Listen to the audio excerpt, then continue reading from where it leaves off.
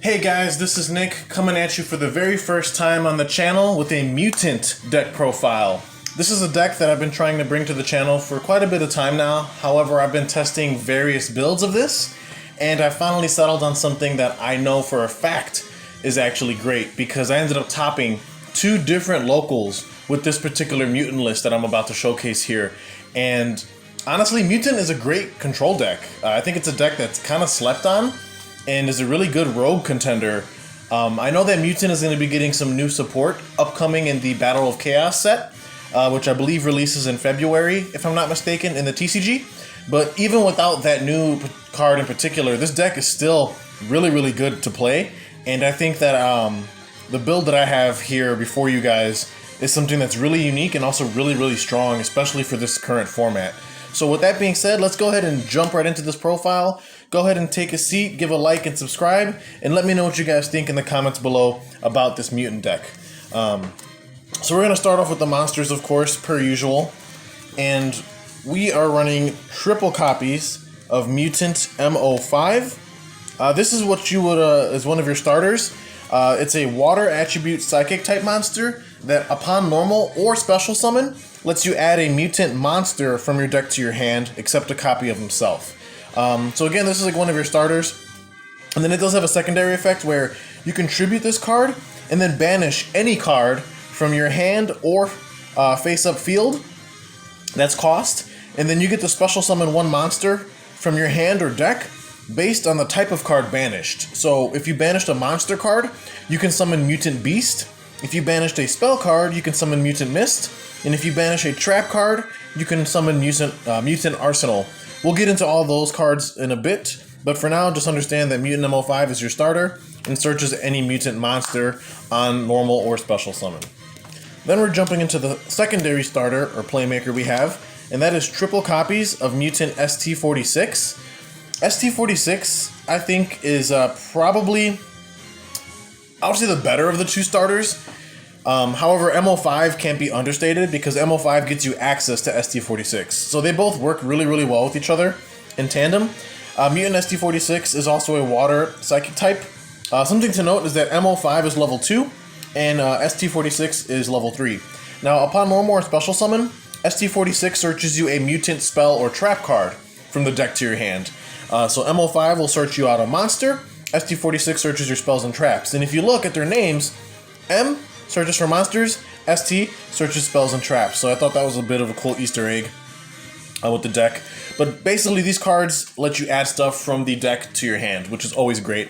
And then just like M-05, it has the exact same secondary effect where it contributes itself and banish a card from your hand or face-up field to then special summon the appropriate monster based on the type of card banished. In the case, if you banish a monster, you can summon Mutant Beast. If you banish a spell, summon Mist. If you banish a trap, you summon Arsenal. And again, we'll get into what those cards do in a bit. But ST-46 and M-05 are amazing cards for this deck, and they're the bread and butter of the whole strategy. Like, they search everything you need, they get you to your boss monsters, they help extend your plays, and just put a lot of presence on the field in general. And they're also E-Telly targets, since they're level 3 or lower psychics, which I think is cool. But now moving into the big boys, we have two copies of Beast. I've seen ratios that play just one Beast, and after a lot of testing, I don't think that's necessarily correct.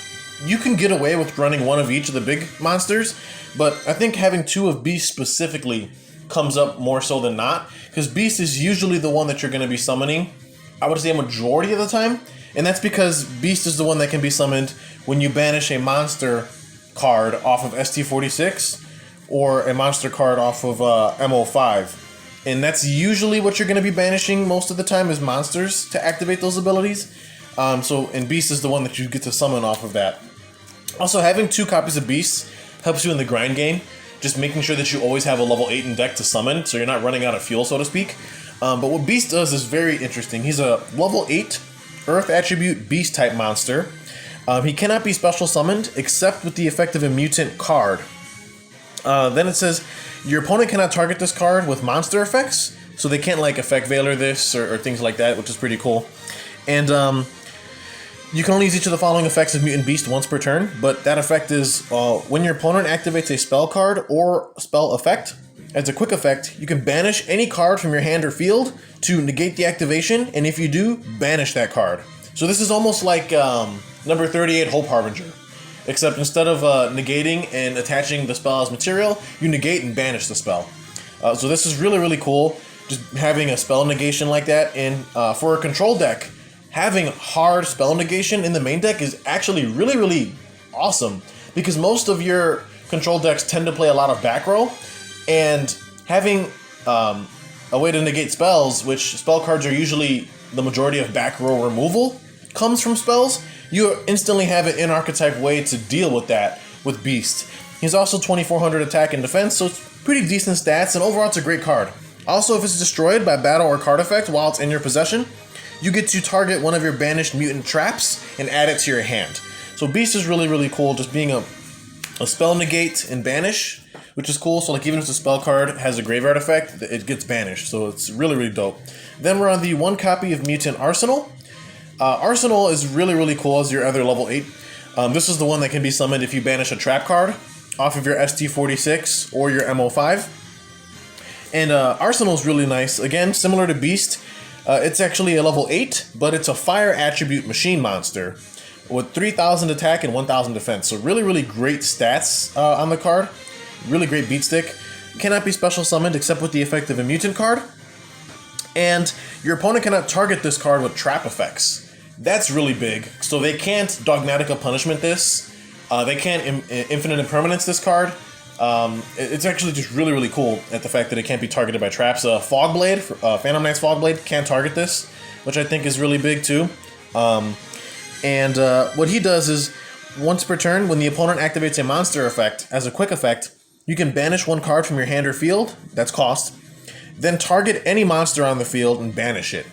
So you don't negate the monster effect, but this is just basically like targeted banish removal when your opponent does activate a monster effect.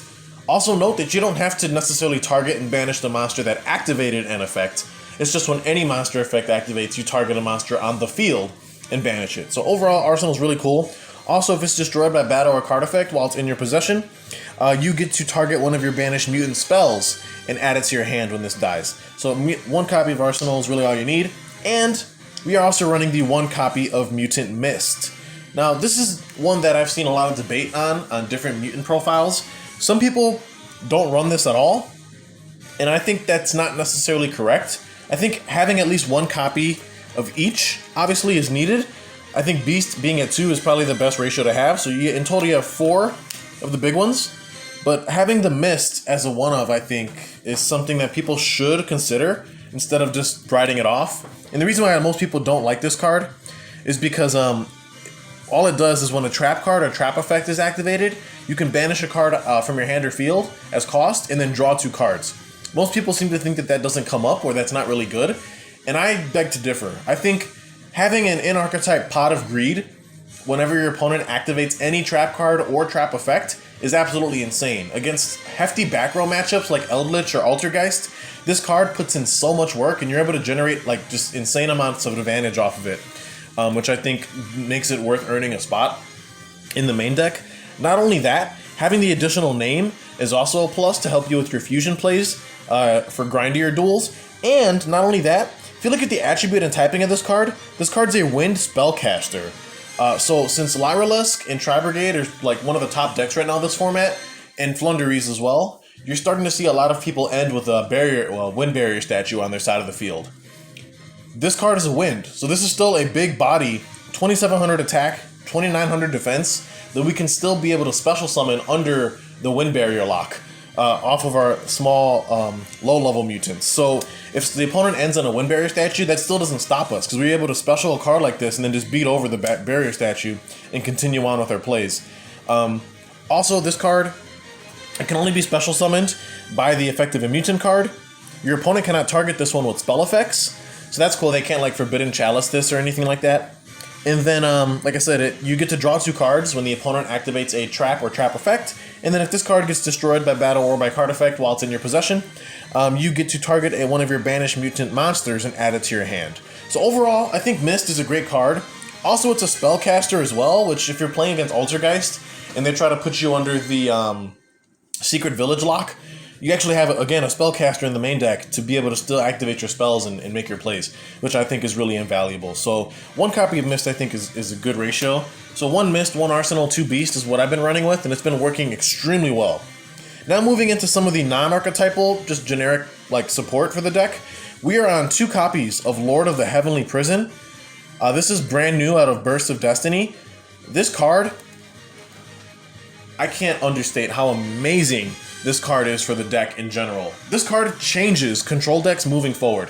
If you're running any type of control deck, you need to be main decking this card, no doubt about it. This card, what it does, it's a dark level 10 rock monster with 3000 attack and defense, so it's just a really huge body for no reason. And it says during your main phase, you can activate this effect. This card in your hand becomes revealed until the end of your opponent's turn. So what happens is you just activate the effect in hand, reveal the card to your opponent, and it remains revealed until the end of the opponent's turn. While this card is revealed by this effect, set cards on the field cannot be destroyed by card effects. That means that your opponent's Lightning Storms, Harpy's Feather Dusters, Twin Twisters, no set cards on the board can be destroyed. That even includes set monsters, and it also includes their set cards as well. But the big thing is that we're playing a control deck, so we're usually going to be playing a hefty amount of trap cards, and we don't want our trap cards being preemptively blown out by a lot of the blowout spell trap removal in the format. So playing a card like this is just free value. Like, you just reveal it in hand and all of your back row can't be destroyed while it's set, which is really, really strong. Then, that's not even all he does. If a set spell trap card is activated, except during the damage step, you can special summon this card from your hand. Then, if you activated this effect while this card was revealed, you can also reveal and set any spell or trap card directly from your deck to the field, but banish it during the end phase of the next turn. I literally can't understate how amazing this is. This card is just a free body that specials itself from hand on a 3k beat stick, protects your back row, and allows you to set any spell or trap from your deck when that happens. Granted, the spell trap does get banished in the end of the next turn, but it really doesn't matter in the grand scheme. This lets you search almost anything. This card, I almost considered running 3 of it, but I also don't want to brick on this card because it is once per turn. So if you draw multiples, it feels kind of bad. But I think I've been playing the deck with 2 of it in the main, and I've been happy, extremely happy with that ratio. I wouldn't play any less. Maybe there's an argument to play a 3rd one, but again, I really don't want to brick on it. And so for playing a 2 of it, I've seen it enough where I feel like it's fine. But Lord of the Heavenly Prison, I think, definitely will change the way control decks are played moving forward for sure. Then we're on the 1 copy of Guard Ghost. This is just a tech choice I decided to play.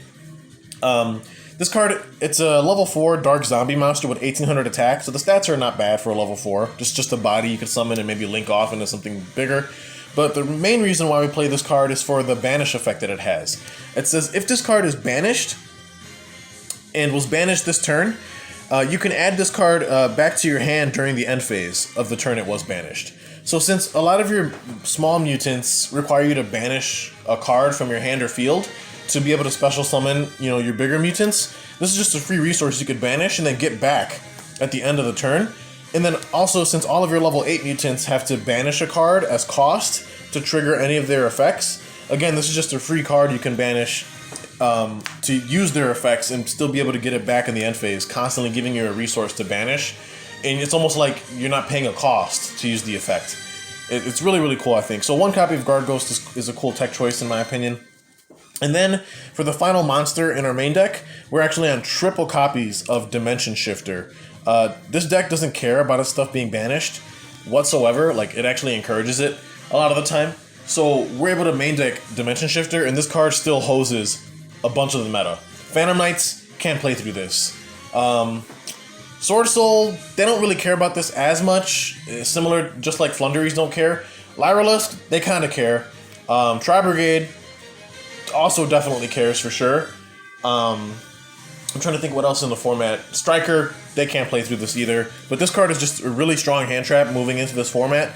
And I think if your deck can afford to play it, you should definitely be playing it. Because just being able to activate this until the end of the next turn, any card sent to grave being banished, is just a huge, huge floodgate for the opponent to deal with. And since our deck doesn't care about that, we're able to play under D-Shifter like it's not even there. So I think it's a great hand trap. But now we get into the spells. We are on 2 copies of the field spell, Mutant Evolution Lab. Now, I've seen some debate as to what the quantity of this in other profiles. I've seen people play 1 of this, I've seen people play 2, I've also seen people max out at 3, and play Terraforming. To be honest, I think playing 2 of the field spell is perfectly fine. I wouldn't even play Terraforming with this either. I think just 2 field spells, no Terraforming is the perfect ratio, because this kind of acts like a pseudo extender. Basically, on activation, you can special summon a level 4 or lower mutant monster that's in your hand or that's banished, which is nice. And then all mutant monsters you control gain 100 attack for each of your banished mutant cards with different names. And then once per turn during your main phase, you can place a mutant monster from your hand on the bottom of the deck, and then if you do, draw a card. So this kind of mulligans your hand if you draw the big ones. And then it also, like, on activation, lets you special a level 4 or lower mutant from your hand, or that's banished. This card is searchable off of ST-46, so I think playing 2 copies is more than enough. I feel like if you see too much of this, it bricks. And I think playing 1 is incorrect as well, because you kind of want at least a second copy, just in case your opponent deals with this. And also, sometimes you end up banishing this card as cost for some of your effects. So I think playing 2 is the right ratio, but it's not a bad field spell overall. Then we are on not 1, but 2 copies of the Mutant Fusion. They actually have an in-archetype fusion spell. There's huge debate on this. Every profile I've seen is usually just playing 1 of this because they say the card isn't great. I beg to differ. I think this card is fantastic. What it does is you can fusion summon a Mutant Fusion monster from your extra deck by banishing the fusion materials listed on it from your hand or field. Period. So basically, on activation, you confuse any mutant from the extra deck by banishing the materials in the hand or field. Pretty straightforward. What makes this card really cool is that if your opponent has activated a card or effect this turn, like any card or any effect this turn, you can also use up to 1 monster each from your deck and graveyard as material, in addition to hand and field. So this, if your opponent has activated any card or effect on your turn during any point, this card becomes like a pseudo Shaddoll fusion, because you're able to use materials from deck or banish them from grave, so it's almost like a Shaddoll and Miracle Fusion combined. It's really, really strong. And this card helps a lot going second, especially going up against a board of negates or disruptions, or even going first, like playing around hand traps. If you get hand trapped, Mutant Fusion is now live, and you're able to fuse using materials from deck and grave. It's really strong. And like I said, going second, this card is invaluable, and it's helped me win a bunch of games. So I think playing 2 of this is the perfect number. 3, I feel, bricks. You just need 2, because there is another way to fusion summon in this deck. But 2 copies of Mutant Fusion, I think, is a must. Then we're on the 1 copy of Mutant Blast. Mutant Blast, I think, is a card most people don't run. I played just 1 of it, just to out some weird threats that you might come across. Because what this card does is it can only be equipped to a level 8 or higher mutant monster you control.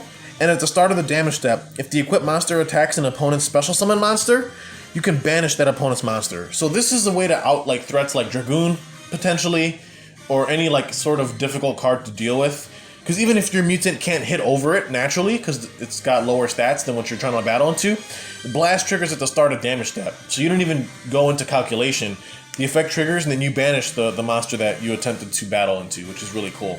It does have a secondary effect, which only comes up occasionally, where you can banish this card, send the monster the card is equipped to grave, and then special summon a mutant from your hand or deck of a different attribute of the card that you sent to graveyard. It only comes up every once in a while, but I think the first effect is pretty cool to play as a one-of. Then, of course, we're on the 2 emergency teleport, because our low-level mutants are psychic, and this just gives us free, this is almost like extenders, and allows us to play like additional copies of M-05 and ST-46. Then we're on 2 copies of Triple Tactics Talent. This card is also really, really good to play in the main deck. You figure you're going to be getting hand-trapped or disrupted a lot, especially in this format. So playing a card like Talents is really nice, being able to either draw 2 cards, steal something your opponent controls, which doesn't target, by the way, and also plays into the mutant monsters, the low-level ones, extremely well. Because if you use the secondary effect to take control of an opponent's monster, you can use M-05 or ST-46's secondary effects to banish that monster, to summon out Beast from hand or deck, since you now control that card. So that's another cool interaction. Or you can just look at your opponent's hand and rip a card out of it, which is also pretty good.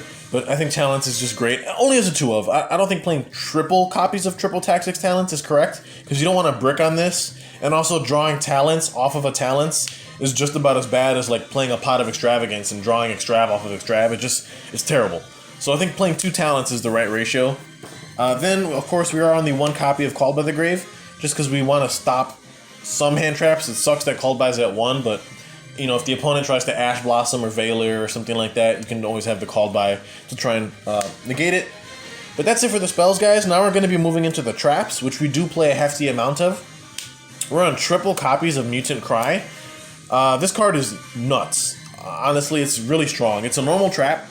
It allows you to, during the main phase, you can fusion summon a Mutant Fusion monster from your extra deck by shuffling the fusion materials listed on it into the deck from among the cards on the field, in your graveyard, and or your face-up banished cards.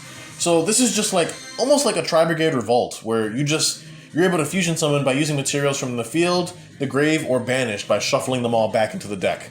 So that's how you recycle your big level 8 monsters, and it just keeps your engine going. And just having this, you know, as a trap card, you can chain it to stuff. If it would attempt to be destroyed, you can just chain it. So that's really cool. So triple copies of Cry. Again, this is 3 additional ways to fusion summon, and that's why I think playing just 2 copies of Mutant Fusion, the spell card, is correct. Then we're on 2 copies of Mutant Expansion. I think 2 of this is more than enough, because we are playing the 2 E-Tellies. What this card does is it's a continuous trap. When it's activated, you can either take a level 4 or lower mutant from your deck, and either add it to your hand, or special summon it. Which is cool. And then also, if a level 8 or higher mutant monster you control would be destroyed by any card effect, you can banish this card from your field instead while it's face up. So it offers some pseudo protection against destruction from things for your bigger mutant monsters. Then we're on the 1 copy of Clash. Again, just 1 of this. This allows us to get an archetype Infinite Impermanence. It's a continuous trap. When you activate the card, you can target an effect monster the opponent controls. Then you banish a mutant monster from your graveyard, and if you do, you negate its effects to the end of this turn, even if this card leaves the field. So it's like an archetype Imperm, which I think is great. And then also, when your level 8 or higher mutant monster destroys an opponent's monster by battle, you get to draw a card. So it also can potentially give you draws when your big mutant monsters battle into stuff and destroy them. So I think as a 1 of, it's pretty cool. Then we're on, moving into the non-archetypal traps, we're on triple copies of Infinite Impermanence. You gotta play this card, this format. This card is straight gas, like honestly. It can't be called by the grave. If you use it, the opponent can't use Triple Tactics Talents against you, because it wasn't a monster effect. You can also set the card, and also not only negate a monster, but blank the column of spells and traps. Imperm is so strong this format. Highly recommend getting yourself a playset, because it's such a strong card. Then, we're moving on to everyone's favorite card. There can be only 1.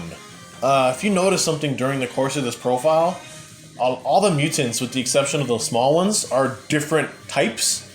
So we can play around this card extremely easily, and this card just hoses the format right now. Against Flunder, they can't play through this, because all their cards are Wing Beasts. Against Phantom Knight, all their cards are Warriors. They can't play under this. Against Sword Soul, all their cards are Worm. They can't play under this. Tri-Brigade, this hurts them a lot. It forces them to play, they can kind of play around it, but they gotta play really, really awkwardly and make suboptimal boards. So this card just hoses so many decks this format. I highly recommend playing this if your deck can afford to play it. Not only that, remember, our small mutants can banish any card on our hand or field, so if we need to turn off the floodgate for some reason, we can do so by using either the small mutants or the big ones, since those also can banish a card from hand or field to use their effects. You can just get rid of the floodgate if you don't need it anymore, which I think is another thing that makes this archetype very versatile and pretty cool. Then moving on, we're on 2 copies of Crackdown. Again, this is just another continuous trap. You target a face-up monster the opponent controls and take control of it permanently as long as Crackdown's on the field. That's really, really strong. Just being able to target anything and take it, and like it stops their plays if they're trying to link climb or use the card as material for something. It really forces them to play awkwardly. And not only that, while you control that monster, again, you can do whatever you want with it. You can link climb with it. You can use it for your small mutants as material to banish, to summon your big boys, or you can use the big boys effects and then banish those cards as the cost. So I think 2 Crackdown is a really good trap this format, and it's a card that's kind of slept on. Most people don't expect it. And then for the last 2 cards in the main deck, we're on double Solemn Strike. I think Solemn Strike is just insane. Honestly, you pay 1,500 life points, but you can negate special summons or negate any monster effect that's activated. That's completely invaluable. Against Omni negates, like if I summon something and they chain like a Mechaba or chain like a Borreload Savage, you can just chain Solemn Strike. Or if against Sword Soul, if I normal summon and activate something and they try to Baroness negate, Solemn Strike, like it just outs so many threats. So I think Strike is very strong in this format. But that's it for the main deck, guys. We're on 41 cards in the main deck. Now we're moving on to the extra. We're on triple copies of Mutant Synthesis. Mutant Synthesis is probably the fusion monster you're going to be summoning the most in this deck, and it's really, really strong. It's a level 9 water attribute psychic type monster, 2,500 attack, 2,000 defense. It requires 2 mutant monsters with different attributes as the material, so it's very easy to make. And then if this card is fusion summoned, you get to target a card on the field and destroy it. So at the moment it's summoned, you get to pop a card on the board, and then when your opponent activates any card or effect, quick effect, you can activate this effect. For the rest of this turn, this face-up card is unaffected by the effects of an opponent's card of the same type. So what that means is if the opponent activates a monster effect, you can chain Synthesis, and for the rest of the turn, Synthesis is now unaffected by all monster effects. Or if they activate a trap card, you can chain Synthesis. Synthesis is now unaffected by all trap card effects for the rest of the turn. And same thing with spells. If they activate a spell, chain Synthesis, it's now unaffected by all spells. So it's a really cool effect, and it's difficult for some decks to play around. And this also works really well against Omni negates, where, like, a good example of that is I summoned a Synthesis against a Tri-Brigade player, and he had an Appaloosa on the field. I go Synthesis, target Appaloosa to pop. He goes Appaloosa, chain to target Synthesis, and then I go Synthesis, chain link 3 to make it unaffected by card effects, which obviously was like awesome, and then the Appaloosa just dies. So Synthesis in that case is really strong, and it also floats when it's destroyed by battle or by card effect. It lets you target any banished mutant card and add it back to your hand. So 3 Synthesis is great, really good control card in general with a really cool effect. Then we're on the 1 copy of Mutant Ultimus. This card, you usually don't summon as much as Synthesis, but you do tend to summon it, especially in later games, or later in the game. This card's just a house. It's a dark level 10 psychic monster, 3,500 attack, 3,000 defense, and it requires 3 level 8 or higher mutant monsters as material. So it's also somewhat easy to make because it doesn't have to be different attributes like Synthesis. This card is nuts. It's basically like a better version of Invoked Mechaba. And what I mean by that is that when a card or effect's activated, quick effect, you can banish a mutant card from your hand, from your field, or the graveyard of the same type. So if they activated a monster, then you banish a monster card. If they activate a spell, banish a spell. If they activate a trap, you banish a trap. And then if you do, you negate the activation and banish that card. So as long as you have a mutant card of the same type that's being activated, either in your hand, field, or grave, Ultimus can negate and banish it. Then, if Ultimus is destroyed by battle or by card effects while it's in your possession, you can target up to 3 different mutant cards of varying types and add them to your hand. So what that means is you can target 1 monster, 1 spell, or 1 trap, or some combination of that. And it's up to 3, so it doesn't. You can just target 1 monster if that's all you have, or target 1 monster and a spell. But like you can't target 3 monsters and add all 3 back. It's 1 of each. But it's still a great card overall and really, really strong effect. Then moving into some rank 8s, we're on 1 copy of Dingirsu. Again, because our main deck mutant monsters are all level 8s. So making Dingirsu to send any problematic threat to grave without targeting it or destroying it is huge. Also, Dingirsu can protect all of your other cards from destruction by battle or by card effects by detaching material. So really, really strong to play in a control deck. Obviously when you're on copious amounts of back row. Then we're on 1 copy of number 23 Lancelot, Dark Knight of the Underworld. This card is a rank 8 that's slept on. It attacks directly while it has material. It can also pop a face-up monster when it inflicts damage. And it's also, during either player's turn, it's a spell to omni-negate. If your opponent activates a card or effect, or monster effect, you can detach a material and negate the activation. The real reason why we play this though is because it attacks directly, we're able to overlay number 84 Pain Gainer on top of it as material to then overlay Divine Arsenal AA Zeus on top of it. And we just sweep the board and have a 4 material Zeus, which is nasty. So that's a really clean combo that you can play in this deck.